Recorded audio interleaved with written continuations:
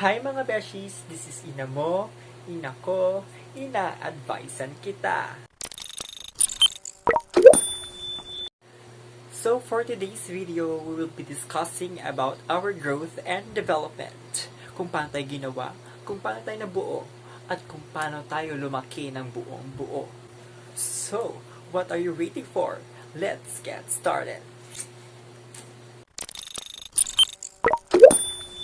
So, I am Marcus Chambulian, your instructor for today, and this is Educ 101, the Child and Adolescence Development Learning and Learning Principle. So, for the first part of our discussion, we'll be discussing the basic concepts of development, the principles of development, and issues on development. So, in this lesson, you will know that growth and development is different. So, we all know that we go through several changes of growth and development. Maging si James Reed ka man or si Nadine Lustre, lahat tayo ay makakaranas ng pagbabago sa ating katawan. And now, let us differentiate growth and development. So, what is growth? Growth is the quantitative changes of our body, including our height, weight, size of our body, and internal organs. In other words, this is the physical changes of our body. While development is the overall changes of our body due to the interactions of you as an individual organism and its environment. So there are 4 areas of growth and development, and these are physical growth, psychological and cognitive, social and emotional, and sexuality and gender identity. There are also 4 forces that can influence human growth and development. Number 1, the biological forces. That includes genetic and health-related factors. Ito yung mga namana mo sa mga magulang mo. Number 2, the psychological forces.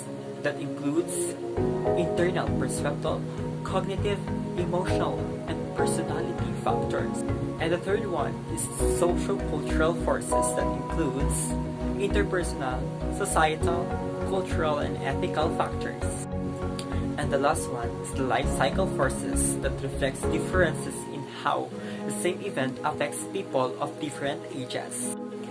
And there are 4 principles in human development, and these are continuity, sequentiality, generality, specificity, and differentiality. To sum up the lesson 1, let's have a recap. So growth and development are different from each other. Growth is the quantitative changes of our body, and development is the qualitative changes of our body. So now we will proceed to our lesson 2. So in this lesson, you will know how babies are made and people are made. So, paano ka nga ba ginawa? But there are 2 theories that are against with each other, the divine theory and science. So technically, in divine theory, God made us. God created us with His power. And in science, it explains that we are being made of different atoms. So there are psychologists and philosophers that offered and discussed their theories and perspectives on how people are made. So now, let's talk about prenatal development. So prenatal development is the process in which baby develops into a single cell after conception. So technically, this is what they call the mating of a couple, the mating of man and woman.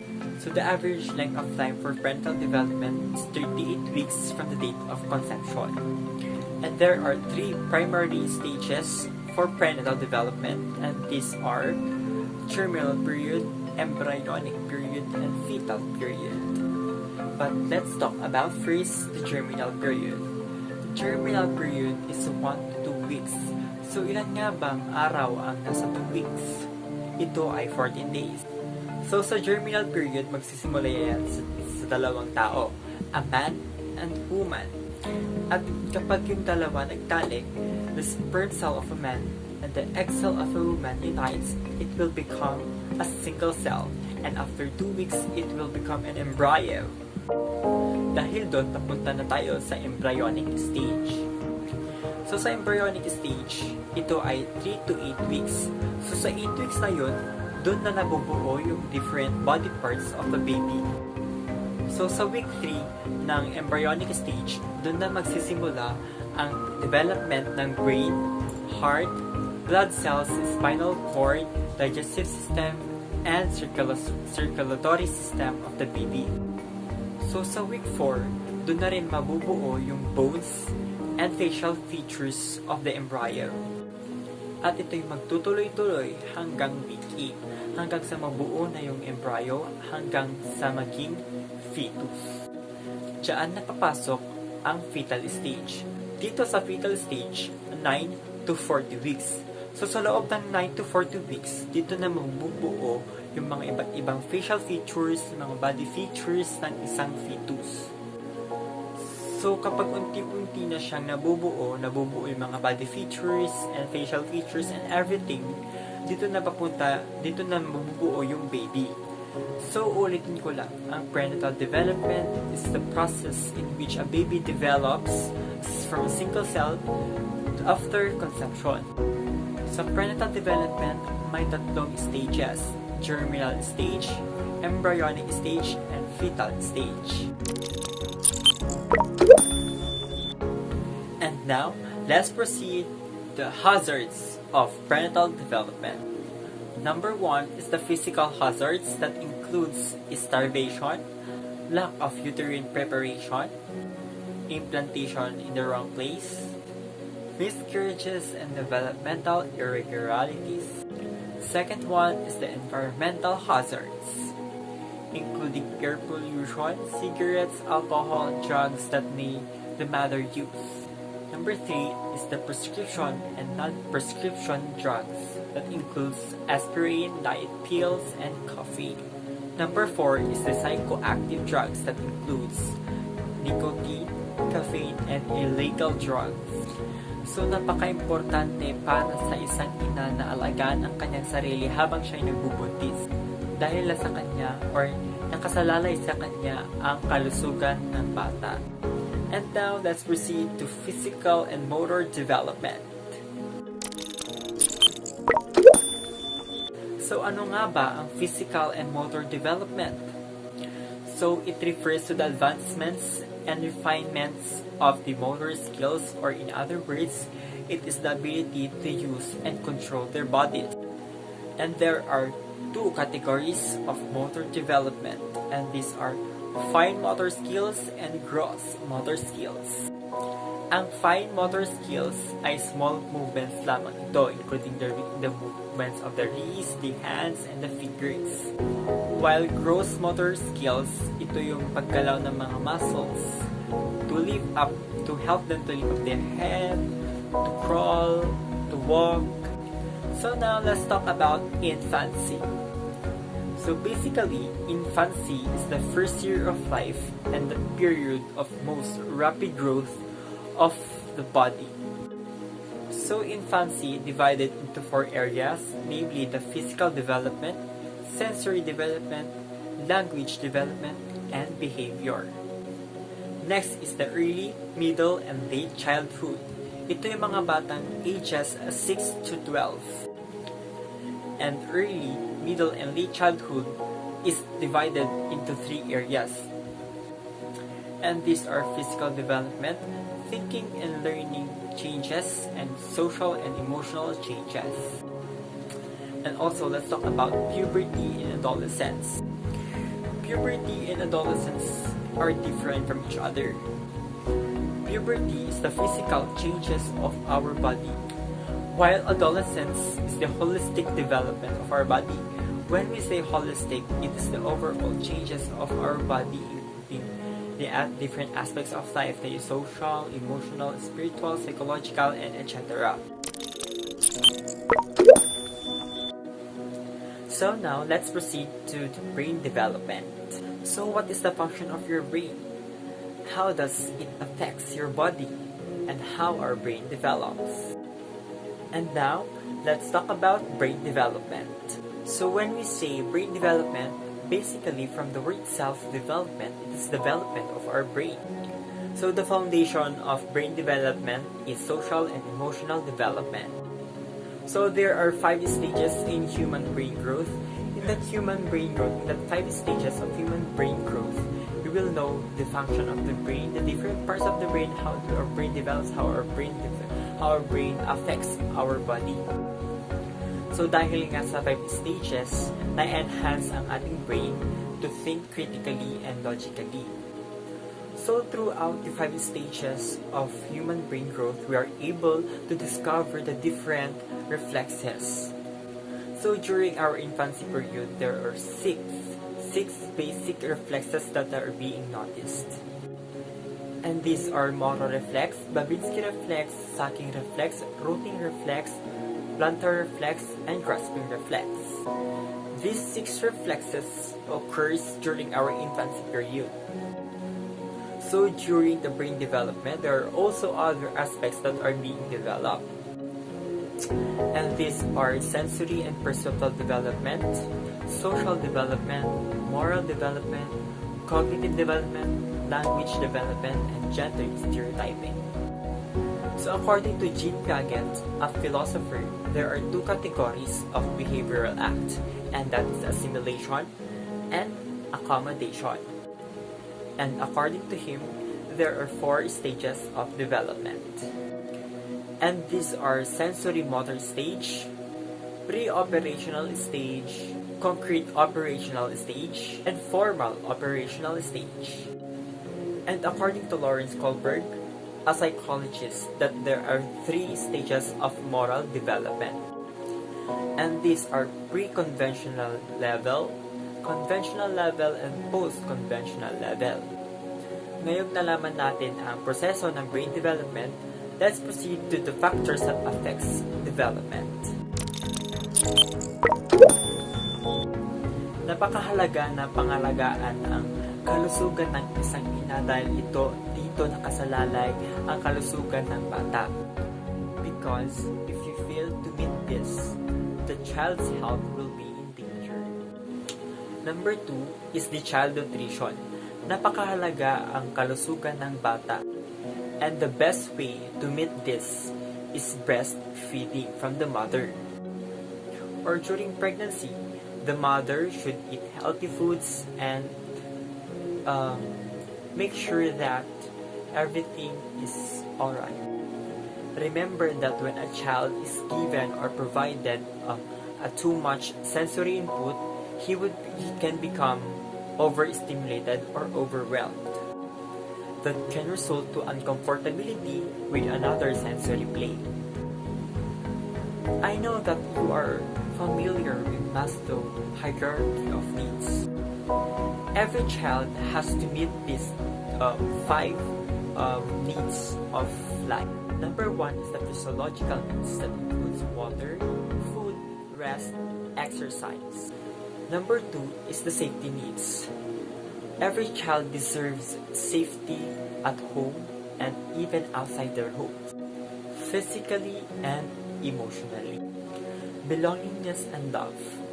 We all deserve to be loved and to love, and we are belong to this world and society. Number 4 is esteem needs. Every child has to have to boost up their confidence in order to go off the shell. Fail to comply these esteem needs can result to introvert. And last is the self-actualization. A child deserves to be happy. We all deserve to be happy. And in order to become happy, we should be creative to find way to be happy. So as an advocate of child and adolescence, we should know this Maslow hierarchy of needs in order to understand other people. So now that we are done with the module 2 that discusses the brain development, how our body develops, and how people are made, let's now proceed to module 3, which is the language acquisition. So in order to understand language acquisition, we are now going to define what is language acquisition. In the simplest way to explain language acquisition, Language acquisition is the mechanism by which an individual develops the capacity to understand and understand language, to create words, phrases, and to be able to communicate with other people. So there are three theories of language acquisition, and these are behaviorist theory, nativist theory, and interactionist theory. So let's discuss them one by one. So number one is the behaviorist theory that believes that language can be acquired through the interaction with the environment. Behaviorists believe that language is a fundamental part of human behavior. Number two is the nativist theory that believes that language is innate within us. We are born with it. We are born with language. Nativists believe that we are born with genetic capacity to create phrases, words, and to communicate. Number three is the interactionist theory, and this theory is the combination of these two, the nativist theory and behaviorist theory. In behaviorist theory, they believe that language can be acquired through the interaction with the environment, and nativist theory believe that we are born with language. So according to interactionist theory, we are born with language that needs also to communicate or to interact with the environment in order to enhance our language, in order to acquire the proper language, the right language. And now let's proceed to bilingual language development. But let us first define bilingualism. So basically, bilingualism is the ability to use two languages proficiently in everyday life. We Filipinos are considered as bilingual. Why? Because we speak Filipino and we speak English. So bilingualism can be developed in households or environments through interaction with other people. And there are two types of language development patterns, and these are simultaneous pattern and sequential pattern. So how to raise a bilingual children? Number one is be consistent. We should be consistent in talking Filipino in English. As a Filipino, this is our way to communicate with other people from other countries.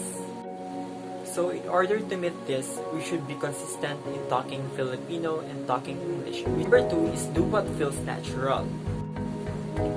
For example, you are born Filipino but you are not comfortable with speaking Filipino, so you are going to speak English. So the natural language you have is English. Number three is keep the language developmentally appropriate. It's important if, for example, that you as a teacher, you are responsible to teach a child with correct grammar, correct spellings, with correct form, structures, and vocabularies in order to raise a bilingual child. And number four, keep your child interested, meaning that you should encourage a child to learn more about language. You should prepare activities or outputs or any play that will enhance their language. So there are also advantages of bilingualism, like in cognitive development, social and emotional development, learning success, and long-term success. So let us now proceed to the emergent and early learning and reading development and performance. That tackles, discusses, and explains of becoming a literate child. So in order to become a literate, we should know how to write and how to read. Because in reading and writing, it is the basic way in order to become a literate, in order to acquire language development. So there are also factors that affects language development, which are, and these are early language stimulation, literate communities, and environment, and story reading. In early language stimulation includes imitation, labeling, running commentary, and build on child's words. In literate communities or environments, it includes the home and the school and the environment itself. In story reading, it improves your language skills, literacy skills, and wider vocabulary. And that concludes language acquisition. So now, let's proceed to the Module 4 that discusses the theories and concepts of cognitive development. This module explains the theoretical perspective of Jean Piaget and Lev Vygotsky on cognitive development. This module also discusses the theory of intelligence, learning style and cognitive style, and individual differences. And this module also discusses the significant factors positively and negatively affect the development, which are the genetic and biological, early stimulation, instruction, and social interaction. This module also provides a review of contemporary researches and related articles prior to the cognitive development. So these two psychologists and philosophers have different perspectives prior to cognitive development. And so I will no longer discuss about their perspectives prior to cognitive development, because it is very critical and logical to explain. So I hope guys that you have learned a lot of things in my discussion. And this is for today, and see you for my next video.